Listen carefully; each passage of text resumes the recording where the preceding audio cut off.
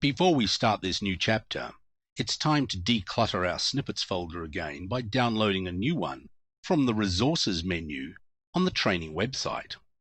This time, it's PHP Training version 0107. Remember, right-click on this to save the link to the desktop, and then on the Snippets pane in Bluefish, right-click and import the file you've just downloaded. From the desktop, PHP Training -0107, and you've loaded the new snippets folder.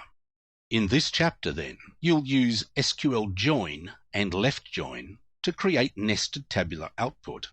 You'll start to understand why database output in PHP is usually better done with MySQL fetch array rather than with nested repetition structures. And we'll convert the HTML link tag to PHP and then create and use a CSS file for page formatting. You'll be introduced to PHP functions, and finally we'll use an include file to include the same set of functions in multiple scripts using the PHP construct include once with a relative path and file name. Recall that MySQL is a relational database management system using SQL, which is itself a language syntax to manage a relational database. Having said that, most, but not all, of so-called standard SQL is implemented in MySQL. One of the key SQL language constructs is the join, which extends select constructs and can also be used for multiple updates and deletes. We've used a form of join already, the left join, to get a list of all persons with their company ID if they had one. Note my emphasis on all persons, even those with no company ID at all. Simply join by itself, without the left modifier, would have returned only those T-person records which had a company ID which actually matched a record in the T-company table. Left join, or right join, also returns unmatched T-person records with nulls in the associated T-company fields for the query. For simplicity, you can really consider just two types of join. Join by itself, which is identical to inner join, which is more complete, returns only the records where the joined fields match.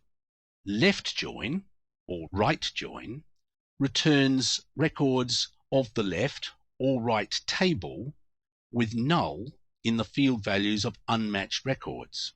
In MySQL, the outer modifier is largely redundant with left join. Right join is semantically identical to left join, where the table's stated in the opposite way. We'll see more of that later. Now, if you're interested in a more detailed and complete treatment of the different types of join and the subtle nuances between them, I recommend you go to the MySQL manual for join and have a read of the different types and the way it's used, with lots and lots of examples of how to use the different forms of join. But I repeat that for the time being, we'll consider just two types of join, join by itself and left join. We'll use left join when we want all records of one of the tables, since we'll want the user to see which records have missing join references as well as those that have defined references. Now let's demonstrate this in PHP MyAdmin. First of all, let's go and get a snippet from examplet's joins and nests SQL join. Now this snippet isn't a PHP script, it's an SQL statement. It selects fields from T-person join T-company on T-person company ID equals T-company ID. So let's copy all of that script and go to PHP MyAdmin, click on the SQL tab and paste the query into the SQL tab and click Go.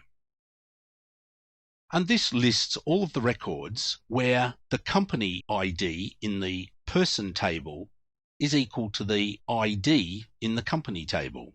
Notice that records 8 and 12, that is T-person records with ID 8 and 12, are missing. Let's go and edit this SQL statement by putting left join in instead of just join. and run the query, notice now with left join, we get records with tperson 8 and tperson 12, but they have null entries in the company fields. So the difference between join by itself, where we got only the tpersons that matched a company, and left join, where we got all of the tpersons with nulls in the company fields, is now apparent. Just for completeness, if you edit the SQL statement again and replace the left join with right join, run the SQL, and then we can close the SQL window, notice we now get the 3 companies listed that don't have any people in them as well. So let's move on seeing how this is useful in our data processing project.